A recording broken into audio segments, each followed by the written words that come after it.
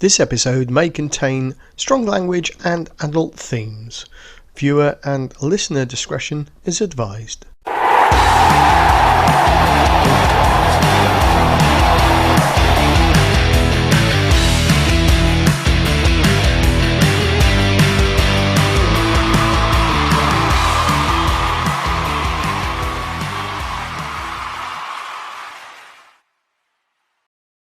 Well, welcome to tonight's 22 Dropouts, where we're joined by a little bit of a depleted 22 tonight.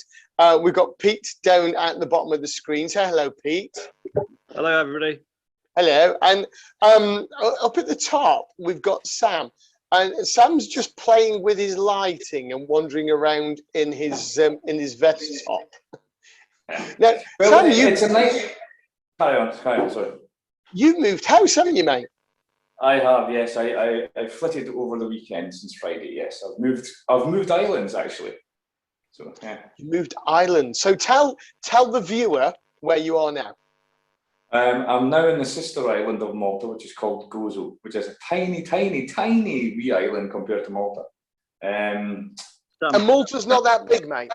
And it's peace and quiet, and it's lovely. It's really nice. Sam's moved to Lilliput. It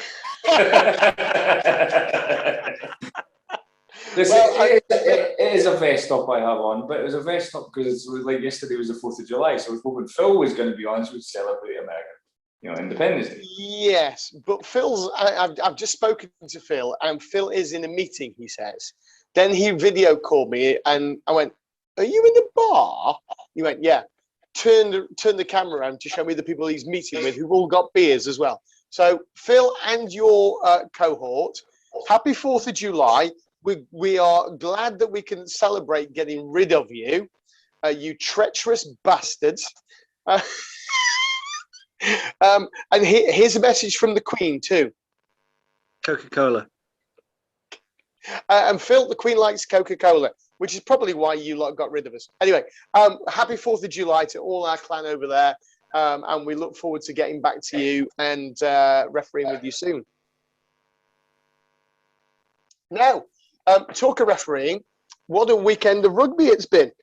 Yeah, it was the first game in South Africa for the actual tour to begin. It was a good win for the Lions, but there was still a lot of work needing to be done, with pods and stuff like that. But you could see some of the sort of teamwork going on between the certain combinations and things like that.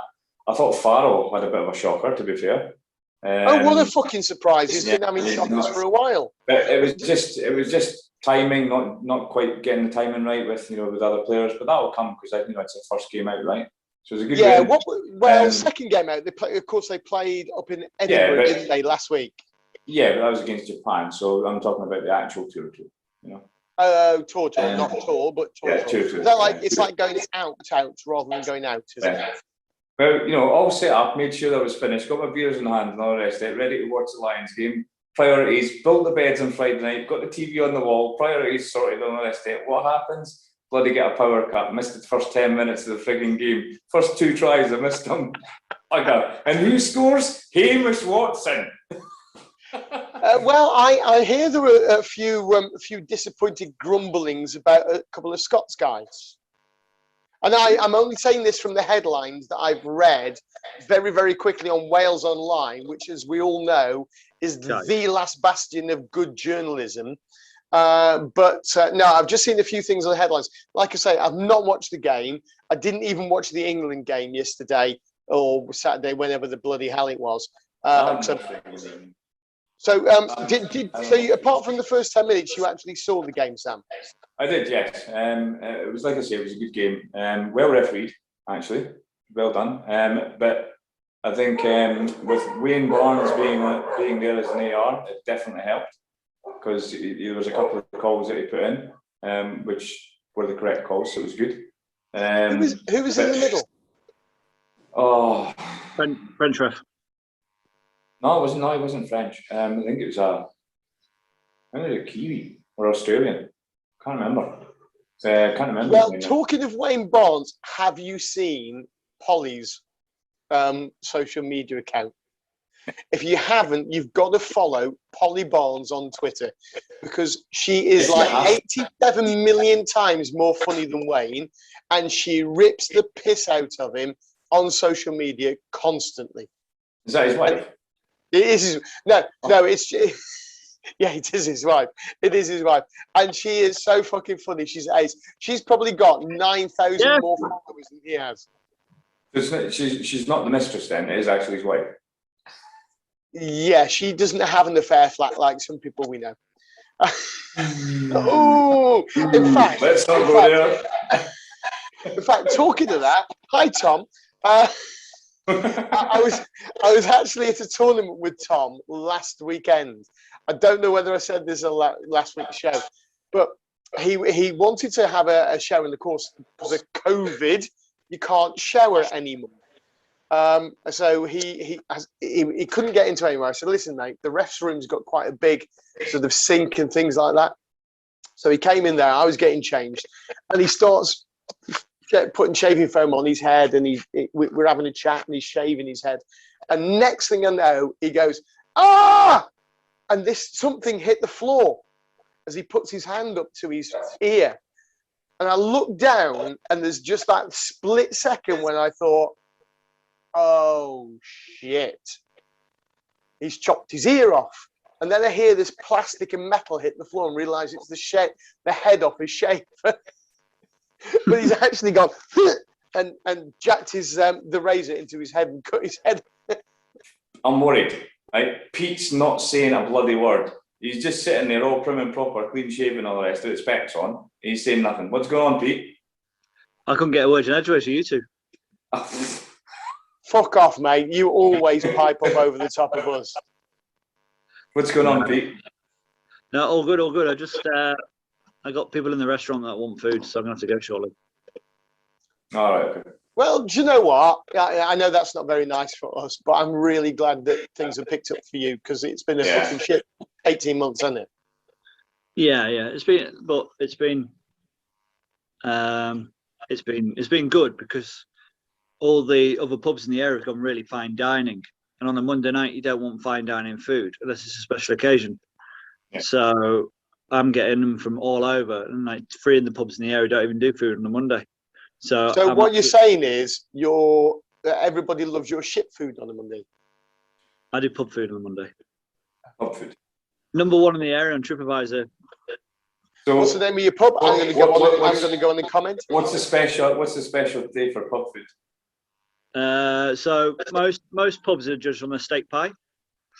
Yeah. But we do a steak pie, but with dumplings on the top. So it's called a cobbler. Oh, cool. That's a bit too many carbs there, mate. I don't give a fuck. I'm not eating it. Like you're worrying about carbs, Mike. Come on, seriously. They get beef dripping chips and everything. Yeah. They get beef dripping chips. Is that why you got that new hoodie that's like triple XL larger than what you should be?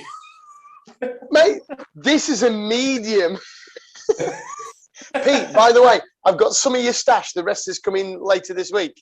Oh, okay. Is it going to be? So if that's a medium, God help my large. I think I might get a medium for you. That's a medium on you, Mike. Yeah. Oh, mate, you're going to get drowned, Pete. You're going to get absolutely drowned. You might have to give it to someone famous. Or not you. No, I'm not famous. I was going to say like Sam Ramage. No, I'm infamous. Sam, have you ordered any stash? Yeah, I got a polo shirt from you. Oh, okay, they're stuck at Heathrow at the moment. No, of course they are. Yeah. So I understand. Pete, did you watch any of the rugby? No, the only rugby I have seen was the Prem final, and I watched that on Tuesday. Yeah. I watched that during the week on the Wednesday or Thursday. I watched that on the Wednesday or Thursday the following weekend. If all rugby was like that, they'll have no problem recruiting, no problem with anything. The skill level will go up across the board. But we know for a fact it was a brilliant advert for rugby. It was, and we normally go through this, don't we? We get that sort of early season where if we've had a nice summer, We get those quite firm pitches, expansive running rugby. Come February, all the backs just want to do their hair and go back into the changing room for a shower. And all the forwards just want to huddle together and the ball goes nowhere when it bounces on the ground. And then comes sort of April time when we get to the business end of the season, we get that sort of drying conditions where we can start running with the ball again. Yeah, it's also that if you play the load game, that means you don't hit the floor as much. So then you're not getting. It's not so hard. Yeah, exactly. Yeah, That's what I mean, it's terrible when the ball weighs 4 times what it should do just because of all the mud that's on it. Yeah. But we've all played on pitches like that because you've got them like that in Malta, haven't you, Sam? Yeah, they're rock solid, mate, in Malta. Yeah. Yeah, full of mud. There is one other game that we should mention. We usually have them as a special guest on our show. We should mention another game. What other games should we mention, Sam? Let me see. Who refereed Ireland versus Japan? Mate, I honestly don't know because I've not seen any of it. Oh my God, honestly, some fucking director you are. Carl Now, Dixon. I do know that Carl Dixon was over in Ireland because he travelled on Friday. Was he actually in the middle? Yes, he was. I actually said to him, so how many calls are you going to get wrong from AR? And he's like, none, I'm the ref in the middle, mate. I was like, fucking good luck then, bud. So, no, I knew Carl was going over on Friday because he messaged me midweek. But to be honest, like I say, because it's been so busy with sevens here this weekend, I've not seen a damn thing. We've been really, really busy this weekend, but we'll talk about that in part 2. So, Pete, thank you very much for coming on and saying hello. You've been very good and a very cheery young man tonight. I am most impressed. I wonder why that is. And your mother would be impressed too, unlike the previous episodes where she thinks you've got a potty mouth. Clean shaven as well. He's clean shaven. Have you noticed he made an effort for the show today? He has made has he made an effort for the show or something else? No, I think he made an effort. I've got to go down on somebody later. And there we go. On that note, we're going to take a quick break. That's downstairs to the freaking restaurant. Yeah. Yeah. We'll see you after this.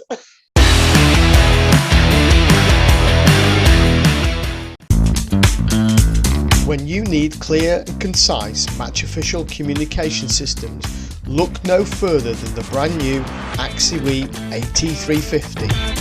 Radios are always useful, they always help us, especially AxiWes, where all 3 of us can be open at any time, we can have open communication. Available now from refcomsglobal.net. Investing profits into match official development worldwide.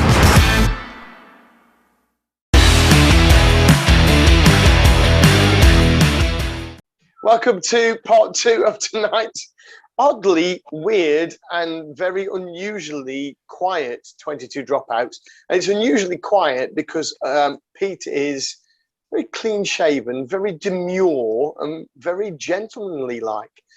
One can only assume that there is a young lady nearby. No, she's older than me. She's older than me. You dirty bugger. Anyway, well, Karen, how old are you? 8 days. 41, but how many months are you older than me? Makes great TV, this, doesn't it? 8. She's claiming 8 months now. It was 9 like yesterday. It was 10 the day before. Ladies get younger as they mature, obviously. You must know that. Now, we know you have to go and be a good host, not to, what's her name? Oh, Karen's upstairs. But yeah, I have to go downstairs and service room too. You've got to and then he's going to go and cook something for another room. So and then he's going to go upstairs to room 4 because they've ordered something off Seek's menu. Taking kidney pie. It's extremely rare. Lawn sausage. Now, we said we were going to be nice and clean tonight. It didn't last fucking long, did it? Now, so what we're going to do now is Pete, because Pete's almost become a guest after being a regular since the pubs have opened. He's sort of become a guest again because he can't make it all the time. So we're going to go through, because Sam suffered the indignity of the this or that quiz. So we thought it was, no, well, yeah, you did, but everybody answered on your behalf because you didn't make it that night. So we're going to ask Pete. I'm going to leave everybody on the screen because Sam is very good as our timekeeper, and I want to make sure that he is seriously concentrating on his watch all the way through the answers to make sure that we don't run over the 90 seconds. So Pete, you know the general gist. If I said red or blue, your answer straight off the bat would be red. There we go. So it's just that. It's two answers. It's not like saying to a captain, you've won the toss, would you like the kick or the end? And he says, we'll receive. You don't get a third choice. Okay, so Samuel. I don't think we should do this game for Pete. I think we should just go straight to marriage, kiss, shag. Marriage, kiss, shag. We'll do that one in a minute. We've got to warm up. We've got to warm up. So, Sam, 90 seconds on the clock, please. Okay, so Pete, if you're ready, give us a countdown, Sam. Go. Go. Sauna or ice bath? Sauna. Fish or chips? Fish. Ketchup or brown sauce? Ketchup. Netflix or Amazon? Amazon. TikTok or Tinder? TikTok. Bullshit. Cardio or weights? Cardio. Xbox or PlayStation? Xbox. Golf or gym? Sorry, golf or gym? Yeah. Golf. Flip-flops or sliders? Flip-flops. Oxfords or brogues? Brogues. Blondes or brunettes? Brown. Brunettes, yeah. Boobs or bum? She just laughed. Be very careful with your answer right now. Bum. Bum. Pancakes or waffles? Oh, I don't eat either. Pancakes. Coke or Pepsi?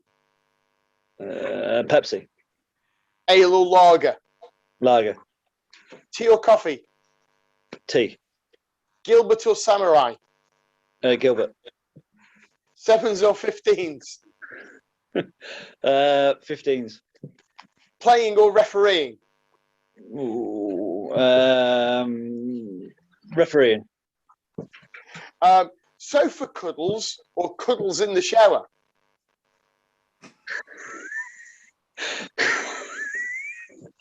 The shower. This one. The shower.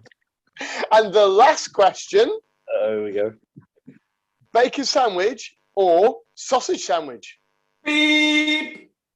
Bacon. I've started, so I'll finish. Thank you for that, Sam. Bacon.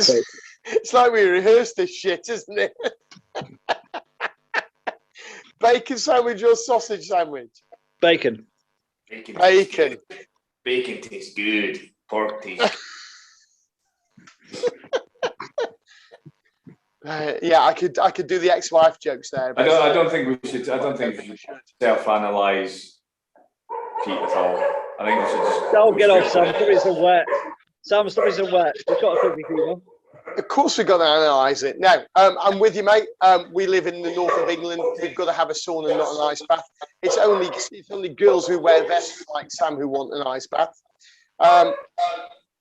Now, I'm a bit astonished by your choice of fish other than chips, because your pub has two different types of chips, doesn't it? Yeah, it has a vegetarian option.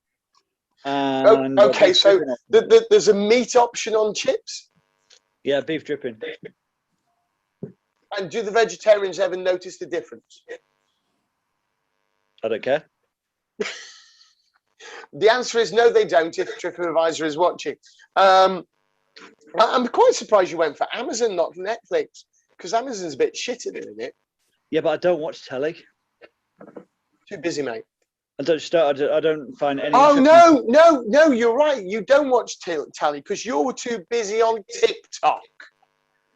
Well, to be fair, you give me TikTok or Tinder, right? And I've never done Tinder. Well, you're on Bubble or No, it's not Bubble. It's Bumble, isn't it?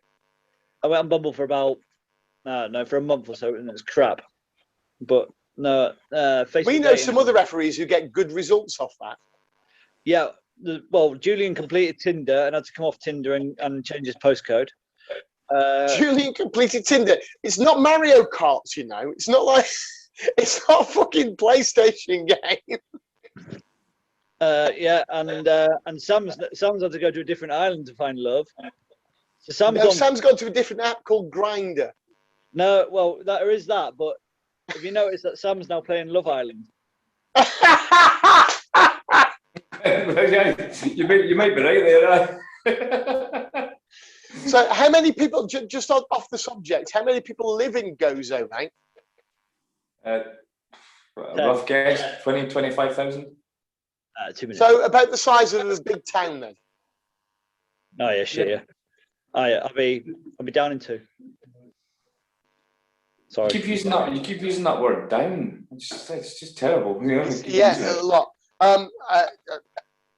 Flip-flop sliders, okay, but bros, mate. The reason why I went for flip-flops is because when I went through like a barren stage, if you run really fast, it reminds you of the sound of sex.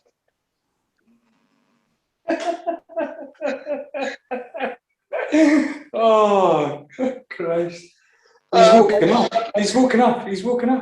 Pancakes and waffles. Pancakes and waffles. No. So we like brunettes with bums then. Yeah. So bums define the perfect woman. Really? Pete. The floor is yours now. Do tell us how bums define the perfect woman. Yeah, bums define the perfect woman, and anything that's more than a mouthful is a waste. Just open your gob for me, mate. I mean, either you've got the world's biggest mouth, or you like women with really skinny arses. No. Asses are good to hold. That's the whole thing. Massive hands, good hands, right? So yeah, the ass defines a perfect woman. That is a true fact. There you go. You heard it here first. Hashtag arse defines the perfect woman. I'm going to put that on Twitter later on. You went with Pepsi, so of course Phil, who is in a bar today, he says, I can't make it today because I'm in a meeting. And then he video calls me from a fucking pub. It's lunchtime, which, okay, that's a fair point. We do that all the time. But he's American. They don't do that. So I'm quite impressed with him. But Pete, we've got to change you out of this lager phase. You need to grow up and become a proper manager of Gale. It's just a smell. I just can't deal with it. Is that because you work in the pub and you don't like the yeasty smell in the cellar? It's just, I mean, like, I should have picked chips really but I do 30 kg of chips every day. And I'm like, no chance. And I guess you eat all the leftovers. No, to be fair, I don't really eat really. So I'll have a sandwich during the day and that'll be about it. Too many carbs in sandwiches, mate. No, Gilbert, not Samurai. And he ordered a large. Yeah, and I don't know, but look, this is the medium of the hoodie that he's ordered. So if he has ordered a large, God help him. I'm going to shrink it. Just put it in the tumble dry, mate. It's fine. Yep. And we know you prefer 15s to 7s. But the contentious question that puzzled you for a while was refereeing or playing. I know. I thought you were going to go with playing. I did. I did. I thought that's such an obvious one for him. No, it's because, right, I loved refereeing and I loved all the opportunities I got, but I love playing as well. But I've refereed at a lot higher standard than I have played. We all have done that, mate. Yeah, but that's why. If I still carried on playing, I wouldn't have got to the opportunities where I've, gone on Vegas, Stockholm, I know what you mean. I do know what you mean. Twickenham and all that. If I carried on playing, I think the biggest hit would have been me going to Scarborough, something like that. You know, East Grinstead seconds yeah, on tour. yeah. So I'm gonna have to go, boys. But thank you very much. Okay. Before you go, shower cuddles. What? Now, very, very quickly, you literally got 22 seconds on the clock now. We're going to play a very quick game of snog, marry, or avoid. Okay? Your choices are Wayne Barnes, Carl Dixon, Luke Pearce. Luke Pearce. I love Luke Pearce. So you're going to marry him then? Yeah. Carl and Wayne Barnes will probably avoid him. And on that bombshell, it's time to say goodnight to Pete. Pete, thank you very much. We won't play Julian's version because he's not here tonight, but we'll ask you privately later on. You take care. Have some shower cuddles with the brunette with a nice bum. Take care. See you soon. Bye-bye.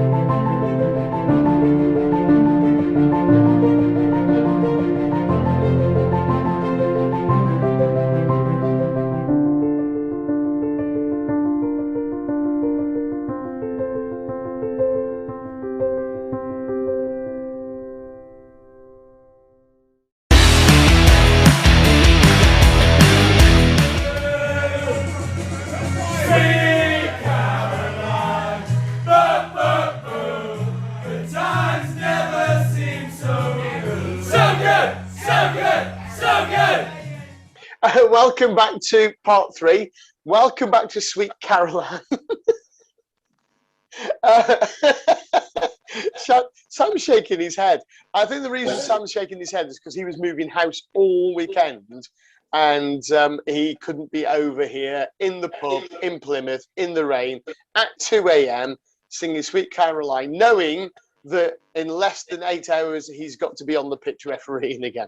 But yeah, it was a good weekend for the guys. We had a couple of tournaments going on this Saturday and Sunday down at Plymouth, the South Devon Sevens, where we had a team down there, and some of us were away at the Super Series as well in Newbury, trying to chase down Semi Radradra, who was, I've got to say, an absolute gentleman on the pitch and off it.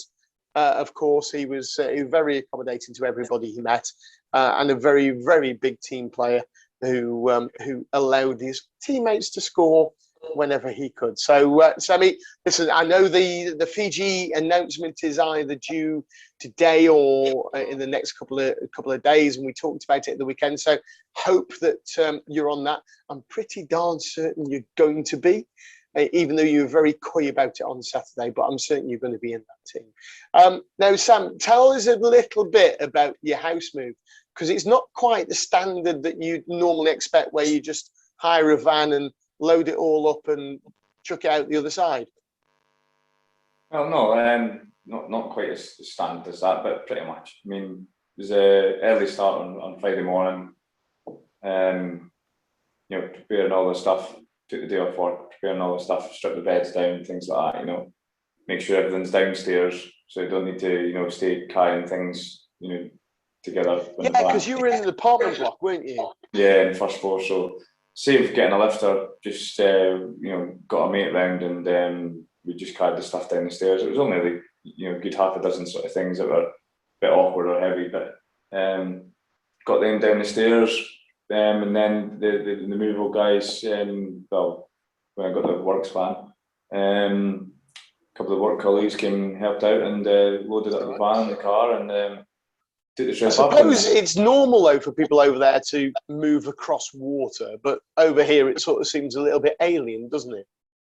No, not really, actually, because there's not many people that I don't believe that do the sort of Malta Gozo thing like it as in Flitton. They might have like a summer house, and they come here for weekends and things like that. But I mean, I just look forward to the new life and challenges that lay ahead, and and projects. Getting the house up and the new enclave of single women in Gozo, which I'm hoping are as many and as abundant as in Salima or Valletta. I think somehow the ratio is probably 20-1 against that, so we'll just have to see how that goes. So you're going to have to take the catamaran into Valletta to do the old dating game, and then the catamaran back home if you don't pull. Yeah, just sort of head down Straight Street in Valletta, stay there for the night, and then come home. Well, mate, I hope the move and the new place goes well, because it's never easy, is it? No, it's not. It's been a hectic weekend, and work's chock-a-block at the moment. So it's bang smack in the middle of stock take season. So it's coming from both ends at the moment, burning the candle. Yeah. Yeah. But there is good news on the horizon. So because now I had my second jab and I'm clear as of the 10th. So on the 9th, there's a coaching session. Doing the World Rugby Educator. So I should be hopefully getting signed off for that on Friday night, because we're doing the law session on tackle, ruck, maul, line out and scrum. And that will take care of that. Get signed off for that. And on the Saturday morning, I'll be actually getting back on the rugby pitch and refereeing some youth sevens, sort of training games. And that's the first time you lot have been back on the pitch? No, they've been back on the pitch for a wee while now, because they're national players. In the youth section and stuff, and obviously they had the seniors, national women's and men's. But this will be the first time I've been back on the pitch refereeing with a whistle in my hand since March 2020. That's good news, mate. It really good news. And now that your double jab ramage, and Malta is on our green list, does that mean you're coming over to stay at Pete's place in August for the Scarborough 10s? My intention is fully to do that, yes. It's just, again, it's about, when is the date again, actually? Should we do that off air or do the viewers? I think that's the 6th. No, actually, I think the viewers do need to know, because they could always come to Scarborough. Yeah, it's the 7th, Saturday the 7th of August. We would love for the viewers from 22 Dropouts to come up and support the rugby club at Scarborough with their first ever. Is Carl coming, is he? No, I might ask him, because Carl and some of the other guys off the PGMOT often come and referee with us, and as you know, Carl was over at the Ultimate Rugby Sevens Youth North South not long ago. Yeah. Talking to Carl, mate. Did you see his game at the weekend? I did, yeah. It was Ireland versus Japan. And I don't know if you saw the result or not, but oh my God. I've not seen the results. I don't care if I know them. It doesn't bother me, but I've not seen the results of the game. Give me 1 second and I'll tell you the final score, and then you can tell what kind of game it was like, right? Just give me a second. And who was working with him, AR and TMO wise? Oh, I couldn't tell you, mate. Couldn't tell you. The final score was Ireland 39, Japan 31. Whoa! Yeah, and it was pretty much neck and neck all the way throughout the game. If Ireland scored, Japan scored. If Japan scored, Ireland. I just bloody love Japan, because they never ever give up. They play a lovely game of rugby. An absolutely cracking game of rugby, and in all fairness to Carl, I messaged him at halftime and said, mate, an absolute cracking game. Well done. Keep it up. You're making that game what it is. And you know what? He had an absolutely fantastic game. I think he was puggled by the end of it because it was a quick game. There's only one sort of decision which we had sort of discussed, and it was a ball had been kicked from in the playing area, just like a box kick, and one of the Ireland and Japan were running back for the ball, and the Japanese guy was running towards the ball to catch it, and there was a bit of blocking going on. So the AR called in as well with Carl about the blocking. So he's pinging the blocking, and as he's pinging the blocking, one of the Ireland lads caught the leg of the jumper for the ball, right? And basically, I mean, he landed on his shins, if you like, right? So, but he kept the penalty on the blocking, and it was reviewed, but he kept the penalty on the blocking. And when we talked about it in that, probably, you know, it could have went the other way quite easily, you know, and reversed it. Yeah, I suppose that's the sort of foul play trumps the. Yeah. Although they are both technically foul play, aren't they? The blocking is not technical sense; it is foul play, but one's dangerous as well. Yeah, but I mean, it could have been all sorts of wrong if the guy had landed wrongly. So I mean, and then obviously then it would have been different altogether. But fantastic game, and it was the only thing that was questionable in the whole game. And he did really, really well. You know, absolutely fantastic. Carlos moved on leaps and bounds. You know, from even within he's doing really, really well, mate. He's got quite. In fact, he's got quite a lot of games coming up over the summer, which means that we probably won't see him as often on here or on the pitch with us sevens as we thought was going to be the case. But kudos to Carl. Like, he did really well. Impressive. He helped make the game what it was. Do you know what I mean? Good, and that's what we want from somebody who will make the game or allow the game to flow, but also managing the game, innit? But the offloads from Japan were ridiculous. Oh. But that's what they're like. They don't, you know. So, let's go back 5-10 years with Japan when they were just emerging. They would play a very forward-centric game. They would take the ball into contact.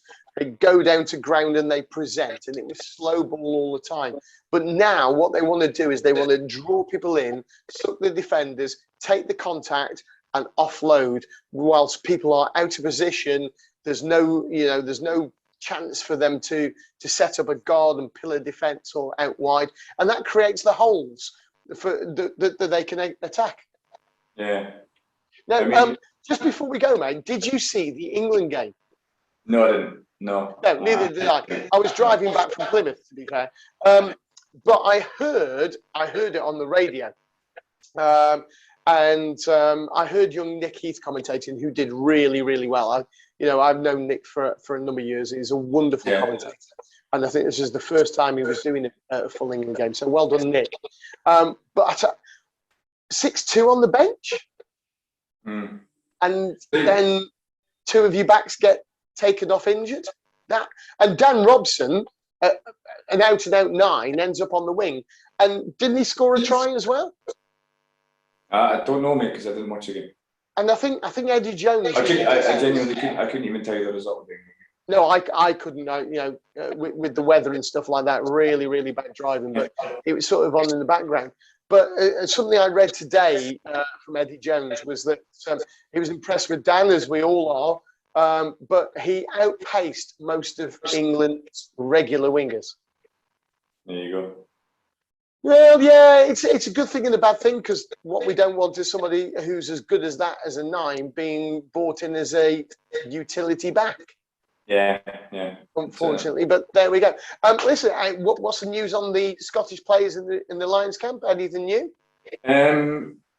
Fagerson starts, which would be the first time our front rowers from Glasgow has started since Gordon Bullock, which I think Gordon Bullock was 2005.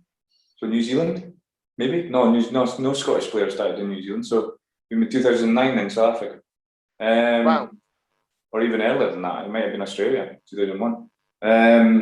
But there is word coming out of South Africa that the Springboks have actually stopped training because of COVID, and somebody's actually tested positive. So they've got COVID. I heard today that South Africa had stopped training because they watched the Lions game at the weekend and weren't worried. Yeah, okay. Yeah, we'll see. I think there's a lot of bravado going on in the press, because there's nothing. What else have you got to talk about apart from COVID? Yeah. You might as well focus on something interesting, haven't you? Well, they've actually stopped training because they've got COVID in the camp, in the South Africa camp. So it's a tough time. It really is, and we wish them this. Yeah. No, I've got to say, mate, when we talked about several months ago that there was 2 options: go to South Africa and play with no spectators, or come to the UK as a South African team and play with spectators, albeit limited. I wonder what they're thinking is the best option they could have taken right now. No, I'm still thinking, you know, Lions tours. I mean, Lions are a touring side. They are, but the British and Irish Lions are a business. Yeah, but and yes. do we want this hoo-ha about will the game go on, won't it, or do we want fans in the stadium? And I'll leave that with you because it is time to say goodnight. We'll all have our personal opinions on that, but fingers crossed for a wonderful Lions tour where there are no issues with COVID or anything else, and we can all just enjoy the bloody rugby. Well, just a shout out to Phil and all the American friends out there. Happy 4th of July, guys. We're in the Stars and Stripes for you. And Lions, Lions, Lions. Yes. And he was that impressed that he stayed in the bar and ignored you with your Stars and Stripes vest. That's fine. You'll watch it back. Yeah. And on that note, it's time to say goodnight. Thanks, Sam. Thanks, Pete. Thanks, everybody who didn't fucking join tonight. And thank the one viewer who is going to watch it. We've got a few guests coming on. Yeah, Tom. We've got a few different guests coming on next week. So make sure you join us then. We'll see you soon. Take care and stay safe. Good night. Hey.